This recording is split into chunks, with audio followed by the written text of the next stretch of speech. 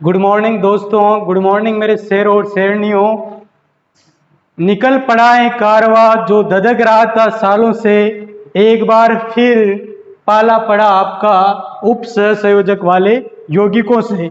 तो उप सह संयोजक वाले यौगिकों में आज जो टॉपिक है वह उप सह संयोजक यौगिकों की समावयवता को लेकर है। तो isomerism of coordination compound, isomerism of coordination compound. तो उप सहसंयोजक यौगिकों में जो समावयवता है उसको समझने के लिए अपने को समावयवता की बेसिक जानकारी पता होनी चाहिए। तो बच्चों, समावयवता क्या होती है? 11th क्लास में सभी जनता लोगों को पता है कि दो या दो से अधिक यौगिक जिनके अणु सूत्र तो समान होते हैं परंतु उनके भौतिक व रासायनिक गुणधर्म भिन्न भिन्न होते हैं, समावयवता कहलाती है। तो दो या दो से अधिक यौगिक जिनके अणु सूत्र मूलानुपाती सूत्र तो आपस में समान हैं परंतु उनके भौतिक गुणधर्म जैसे रंग या अन्य गुणधर्म जैसे किसी जलीय विलयन में अलग अलग अवक्षेपण व भिन्न भिन्न हो तो वे दोनों यौगिक परस्पर समावयवी कहलाते हैं और यौगिकों का यह गुणधर्म समावयवता कहलाता है, जिसको इंग्लिश में आइसोमेरिज्म बोला जाता है। तो बच्चों, आइसोमेरिज्म या समावयवता दो प्रकार की होती है। एक होती है अपने पास संरचनात्मक समावयवता और दूसरी होती है त्रिविम समावयवता। संरचनात्मक समावयवता बोले तो स्ट्रक्चरल आइसोमेरिज्म। अब स्ट्रक्चरल आइसोमेरिज्म क्या होती है? वे यौगिक जिनके अणु सूत्र तो समान है परंतु संरचना सूत्र भिन्न भिन्न हो, संरचनात्मक समावयवी होंगे और यौगिकों का यह गुणधर्म संरचनात्मक समावयवता कहलाएगा। और दूसरी है अपने पास त्रिविम समावयवता, जिसको इंग्लिश में बोलते हैं स्टीरियो आइसोमेरिज्म। अब स्टीरियो आइसोमेरिज्म क्या होती है बेटा जी? वे यौगिक जिनके अणु सूत्र तो समान है, अणु सूत्र तो समान होगा ही होगा परंतु उनसे जुड़े हुए जो भी लिगेंड वगैरह है, केंद्रीय धातु आयन से जो भी लिगेंड जुड़ रहा है उसकी आकाश या त्रिविम में व्यवस्था भिन्न भिन्न हो, त्रिविम समावयवी कहलाएंगे और यौगिकों का यह गुणधर्म त्रिविम समावयवता कहलाता है। अब हम बात करेंगे संरचनात्मक समावयवता के प्रकारों की। तो बेटा जी, उप सहसंयोजक यौगिकों में संरचनात्मक समावयवता 5 प्रकार की होती है। उसमें अपने पास फर्स्ट है आयनन समावयवता, जिसको इंग्लिश में आयनन आइसोमेरिज्म कहते हैं, जिसके बारे में अभी डिटेल में अध्ययन करेंगे। दूसरी होती है अपने पास हाइड्रेट समावयवता या विलायक समावयवता। तीसरी होती है अपने पास बंधन समावयवता या लिंकेज समावयवता, लिंकेज समावयवता या बंधन समावयवता। और चौथी समावयवता है उप सहसंयोजक समावयवता या समन्वय समावयवता। और पांचवी समावयवता है लिगेंड समावयवता। तो इन पांचों समावयवता के बारे में अभी डिटेल में अध्ययन करना है, क्योंकि उप सहसंयोजक यौगिकों में इन्हीं के बारे में अपने को विस्तृत रूप से पढ़ना है। अब त्रिविम समावयवता की बात करूं तो त्रिविम समावयवता 2 प्रकार की होती हैं, जिसमें फर्स्ट है ज्यामितीय समावयवता, जिसको बोलते हैं ज्योमेट्रिकल आइसोमेरिज्म। ज्योमेट्रिकल आइसोमेरिज्म में क्या होगा? जो केंद्रीय धातु आयन है उनसे जुड़े हुए जो भी लिगेंड है उनका जो विन्यास है वह अलग अलग होगा। अगर विन्यास एक साइड में है तो उसको सिस समावयवी कहेंगे और विन्यास अगर विपरीत साइड में तो उसको विपक्ष समावयवी कहेंगे। इस कारण ज्यामितीय समावयवता को समपक्ष विपक्ष समावयवता भी कहते हैं, जिसका अपने को डिटेल में अध्ययन करना है अभी। और नेक्स्ट जो समावयवता है वह है त्रिविम समावयवता का ही सेकंड प्रकार है प्रकाशिक समावयवता, जिसको इंग्लिश में ऑप्टिकल आइसोमेरिज्म कहते हैं। अब ऑप्टिकल आइसोमेरिज्म में होता क्या है, तो वे यौगिक दो या दो से अधिक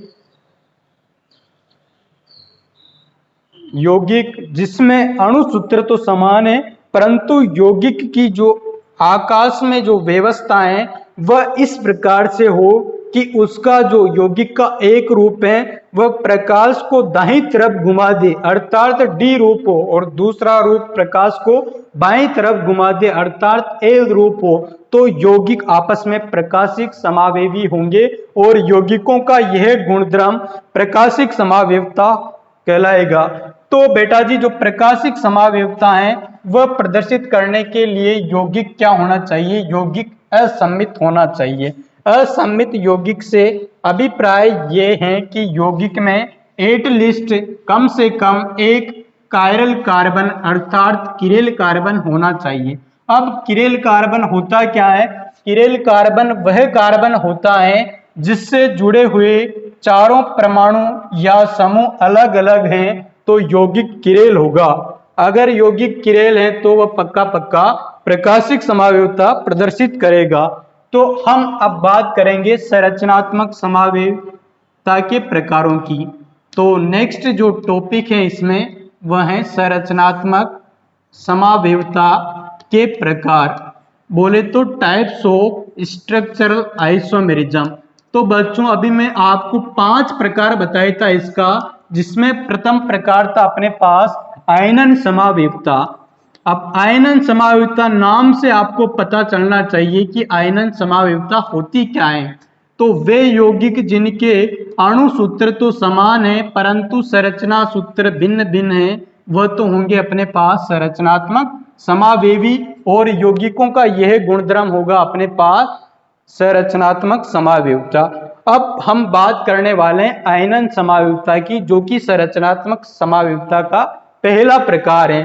तो आयनन समावेवता में क्या होगा, अणु सूत्र तो समान होगा परंतु संरचना सूत्र भिन्न भिन्न होगा। अब वह किस प्रकार से भिन्न भिन्न हो सकता है, इसका मतलब यह है कि आयनन समावेवता में जो आयन मंडल है उसमें आयन भिन्न भिन्न होंगे, अर्थात इस प्रकार की समावेवता में एक बार जो लिगेंड है वह समन्वय मंडल के रूप में आएगा और दूसरी बार में जो यौगिक हैं वह लिगेंड के रूप में आएगा।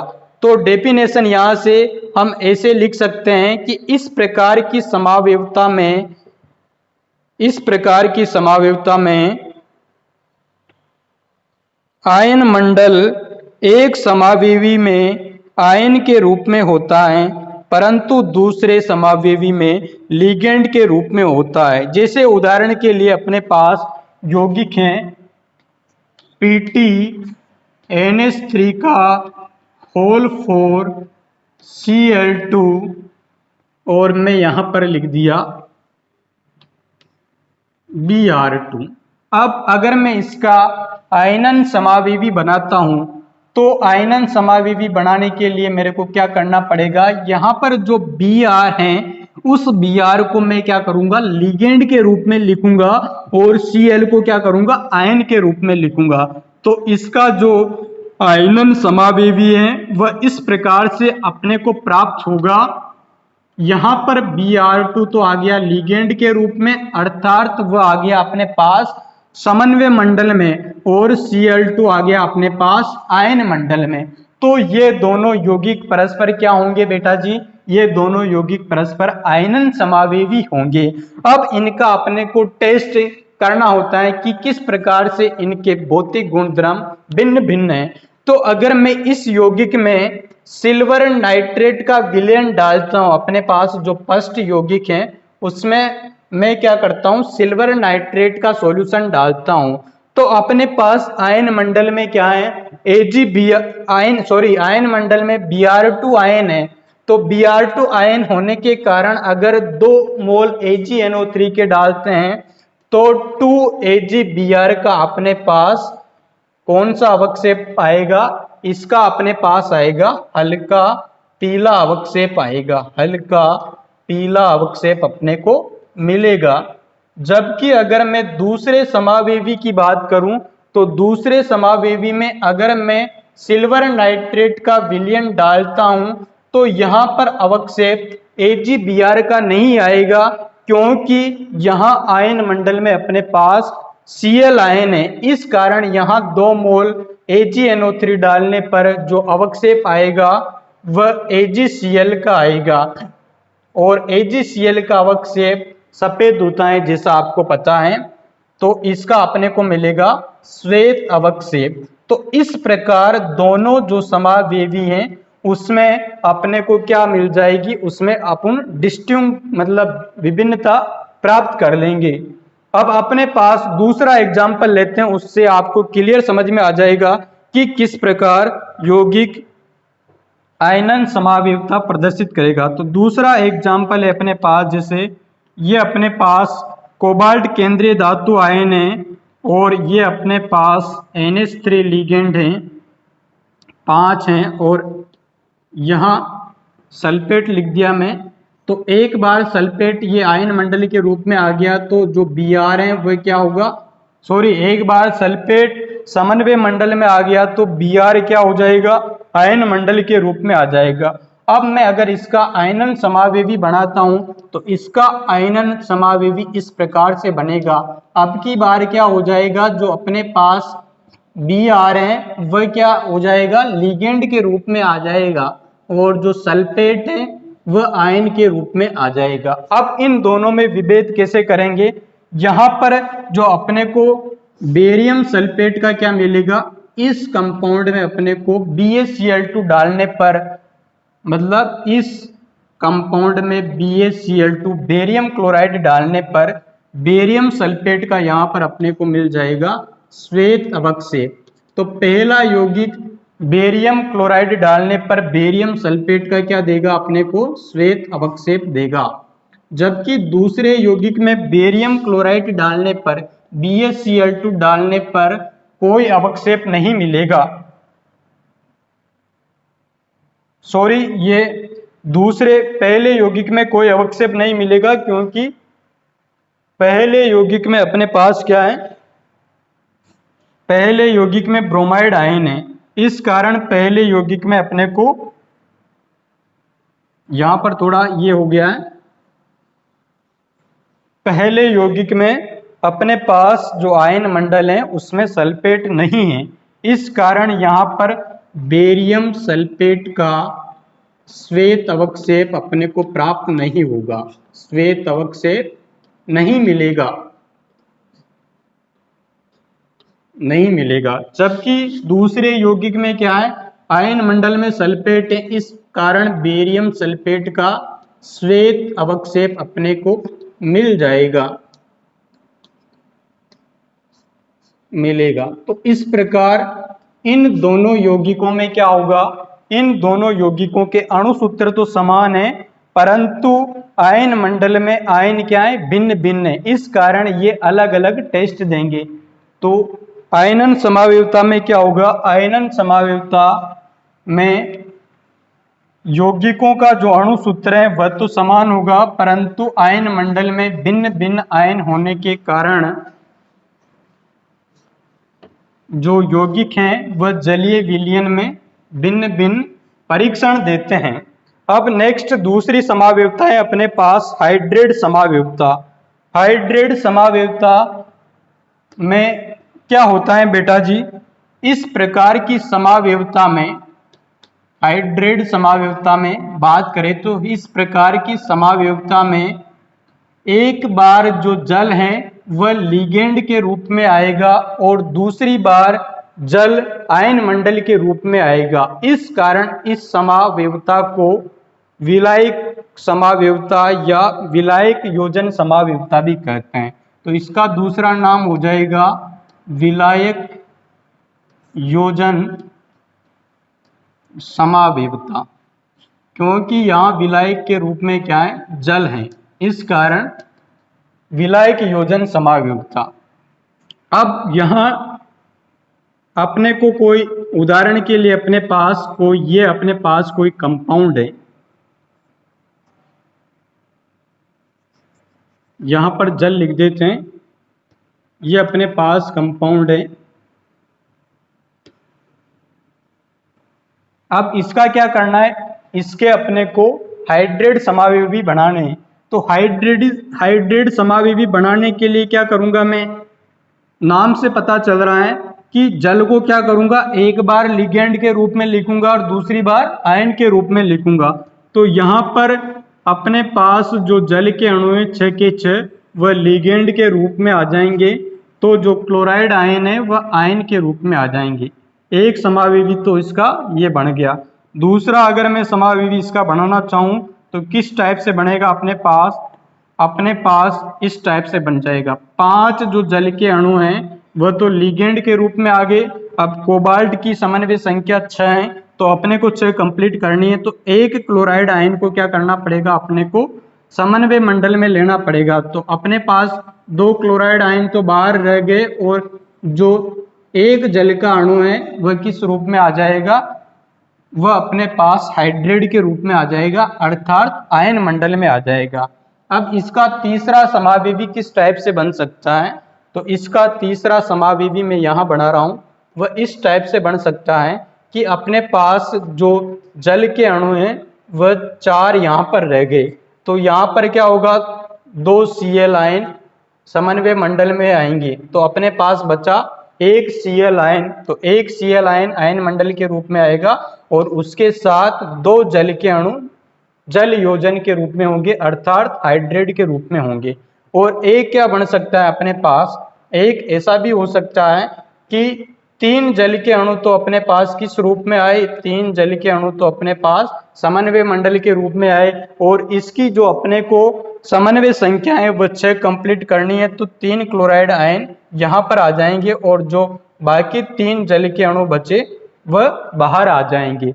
तो इस प्रकार ये अपने पास हो गई हाइड्रेट समावयवता। तो ये जो अपने पास यौगिक हैं, इस यौगिक के 4 हाइड्रेट समावयवी बनेंगे। अर्थात हाइड्रेट समावयवता से अभिप्राय यह है कि 2 या 2 से अधिक यौगिक जिसमें एक बार जल का अणु लिगेंड के रूप में हो तथा दूसरी बार जल का अणु आयन के रूप में हो, तो इस प्रकार की समावयवता को हाइड्रेट समावयवता या जल योजन समावयवता कहते हैं। अब तीसरी अपने पास समावयवता है वह है बंधन समावयवता। तीसरी समावयवता क्या हो जाएगी, बंधन समावयवता। बंधन समावयवता या इसको बोल सकते हैं लिंकेज समावयवता। लिंकेज समावयवता। अब बेटा जी मैंने आपको पिछली क्लास में बताया था कि जो अपने पास उभयदंतुक लिगेंड होते हैं वह बंधक समावयवता प्रदर्शित करते हैं। अब वह किस प्रकार से बंधक समावयवता प्रदर्शित करेंगे, तो वह अपने पास डोनर साइड से बंधन समावयवता प्रदर्शित करेंगे। जैसे मैं बात करूं NO2 की, NO2 अपने पास क्या है, एक उभयदंतुक लिगेंड है। तो ये उभयदंतुक लिगेंड है, तो इसमें जो दाता परमाणु हैं वह 2 हैं। 2 दाता परमाणु कौन कौन से हैं, एक अपने पास नाइट्रोजन दाता परमाणु है और दूसरा अपने पास कौन सा है, दूसरा ऑक्सीजन दाता परमाणु है। तो अगर यहाँ पर नाइट्रोजन दान कर रहा है तो वह इस रूप में दान करेगा NO2 के रूप में, और अगर ऑक्सीजन दान कर रहा है तो लिगेंड के रूप में ऐसे लिखेंगे उसको ONO। तो क्या होगा, यहाँ पर जो बंधन समावयवता होगी उसमें जो समावयवी हैं वह इस प्रकार से होंगे कि एक बार में केवल एक ही परमाणु क्या करेगा, इलेक्ट्रॉन दान करेगा। तो डेफिनेशन यहां से लिख देंगे कि यह समावयवता उन यौगिकों में पाई जाती हैं जिसमें उभयदंतुक लिगेंड उपस्थित हैं। अर्थात इस प्रकार की समावयवता में एक बार में एक दाता परमाणु इलेक्ट्रॉन दान करेगा और दूसरी बार में दूसरा दाता परमाणु इलेक्ट्रॉन दान करेगा। जैसे उदाहरण के लिए मैं बात करूं, अपने पास ये यौगिक हैं CONH3 का होल 5 और यहां पर मैं लिख देता हूं NO2। तो इस यौगिक में अपने पास दाता परमाणु क्या होगा, और बाहर लिख देते हैं यहां Cl2। तो यहां दाता परमाणु क्या है, यहां दाता परमाणु है वह अपने पास नाइट्रोजन है। इस कारण लिगेंड के रूप में इसको लिखेंगे नाइट्रो। और इसका अगर मैं बंधन समावेवी बनाना चाहूं तो इसका बंधन समावेवी अपने को कैसे मिलेगा, CONH3 का होल 5। और अब की बार कौन दान कर देगा, अब की बार ऑक्सीजन दान करेगा। तो ऑक्सीजन दान करेगा तो उसको इस फॉर्म में अपने को लिखना पड़ेगा। तो ये अपने पास इसका क्या हो गया, इसका बंधन समावेवी हो गया, क्योंकि यहां पर जो दाता परमाणु है वह दाता परमाणु अपने पास क्या है, ऑक्सीजन है। दाता परमाणु ऑक्सीजन है, इस वजह से नाम भी इसका चेंज हो जाएगा, वह क्या हो जाएगा, नाइट्राइट हो जाएगा। तो एक बात तो यहां से जनता लोग आपको समझ में आ गई होगी कि यह समावयवता उभय दंतुक लिगेंडों में पाई जाती है। तो यह समावयवता प्रदर्शित करने के लिए यहां कम से कम एक उभय दंतुक लिगेंड होना चाहिए। तो एक तो NO2 लिख दिया, एक हो सकता है अपने पास CN- आ जाए। CN- आ जाए तो क्या होगा, एक बार कार्बन दान करेगा और एक बार नाइट्रोजन दान करेगा। और तो तीसरा क्या हो सकता है, तीसरा HCN- आ सकता है। HCN- बोले तो थायोसाइनेटो। तो उसमें एक बार अगर सल्फर दान करे तो क्या हो जाएगा, थायोसाइनेटो हो जाएगा। और सल्फर दान नहीं कर कर अगर नाइट्रोजन दान करे तो आइसोथायोसाइनेटो हो जाएगा। तो यहां पर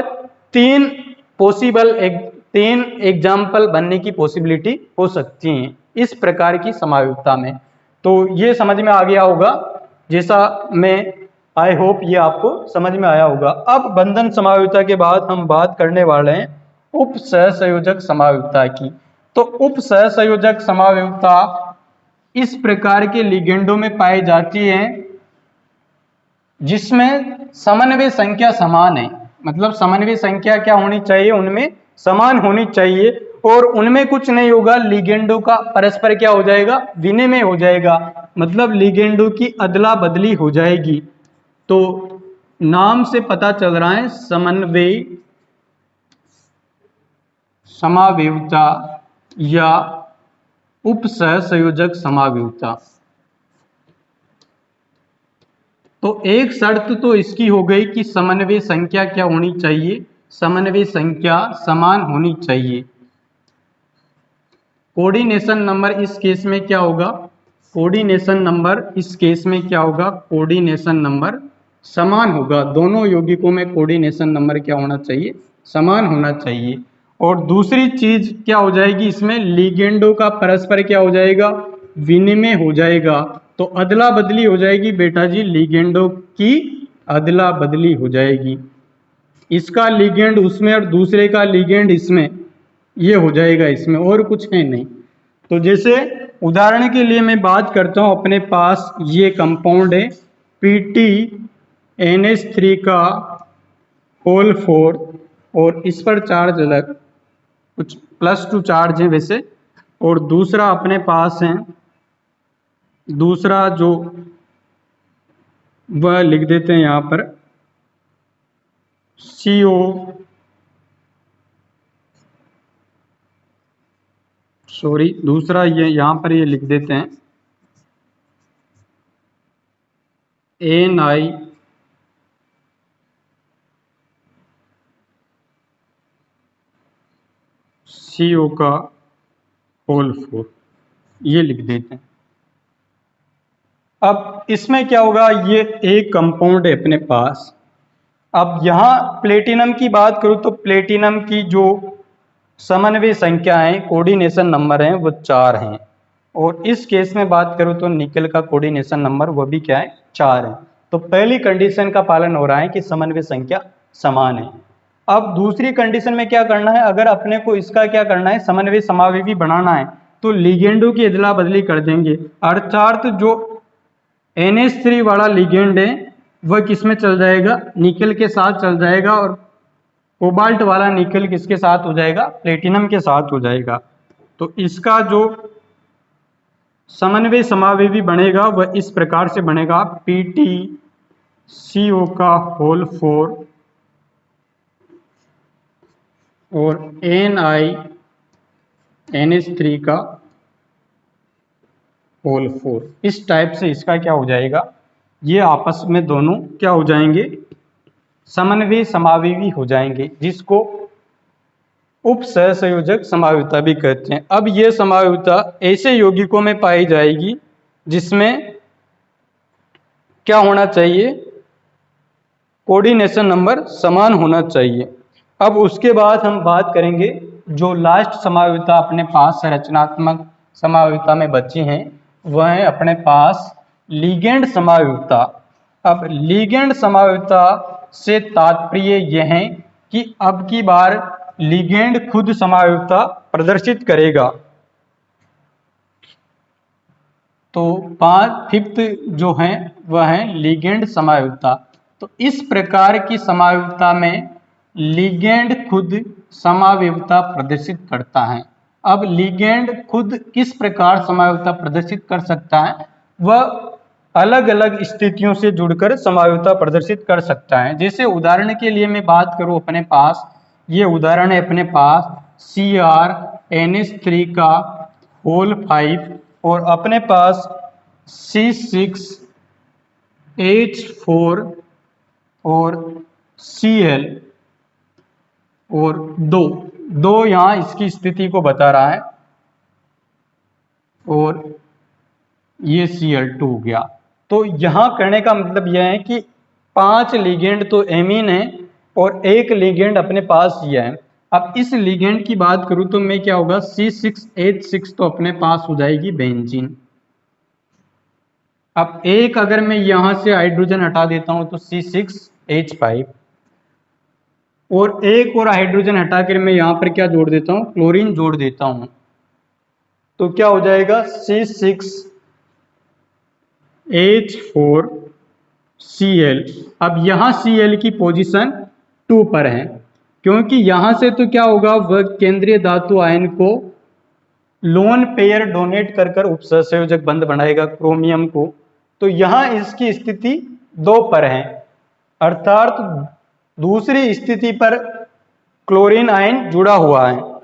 अब दूसरा अगर मैं इसका समावेवी बनाऊं तो दूसरा समावेवी किस प्रकार बन जाएगा, लिगेंड खुद क्या करेगा, अपनी पोजीशन चेंज करेगा, अर्थात समावेवी जो होगा वह लिगेंड में होगा, खुद लिगेंड क्या करेगा, समावेविता प्रदर्शित करेगा। तो अब की बार लिगेंड क्या करेगा, लिगेंड में जो क्लोरीन है वह तीसरी पोजीशन पर चला जाएगा। तो जो लिगेंड का स्ट्रक्चर होगा वह इस टाइप से होगा, अपने पास यहां से जुड़ जाएगा। पहले तो क्या जुड़ रहा था, पास वाले साइड से जुड़ रहा था, मतलब ऑर्थो से जुड़ रहा था, अब 3 पर जुड़ गया, तो इसका मतलब मेटा पोजीशन पर हो गया। अब अगर मैं इसका तीसरा जो बनाऊं, तीसरी जो पॉसिबिलिटी बनाऊं लिगेंड की, तो वह कहां पर जुड़ सकता है, वह पैरा पोजीशन पर जुड़ सकता है, अर्थात आमने सामने जुड़ सकता है, 4th पोजीशन पर जुड़ सकता है।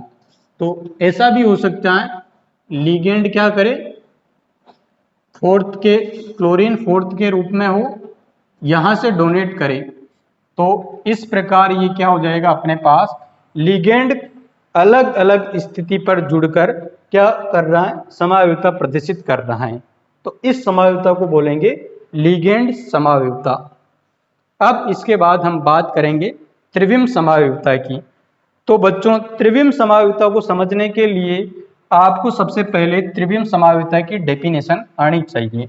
तो त्रिविम समावेविता की परिभाषा क्या होती है, वे यौगिक जिनके अणु सूत्र तो समान होते हैं परंतु उनकी आकाश या त्रिविम में व्यवस्था भिन्न भिन्न होती है। अब किनकी व्यवस्था भिन्न भिन्न होती है, उनसे जो भी लिगेंड वगैरह जुड़े हुए हैं केंद्रीय धातु आयन से, उनकी व्यवस्था भिन्न भिन्न होती है, जिनका अध्ययन हम नेक्स्ट वाली क्लास में करेंगे, क्योंकि बहुत बड़ा लेंथी हो जाएगा चैप्टर। तो अगली वाली क्लास में उसके बारे में हम पढ़ेंगे। तो बच्चों कैसा लगा आपको ये वीडियो? अच्छा लगा है तो इस वीडियो को लाइक के, शेयर के और अपने दोस्तों तक इस वीडियो को पहुंचाए।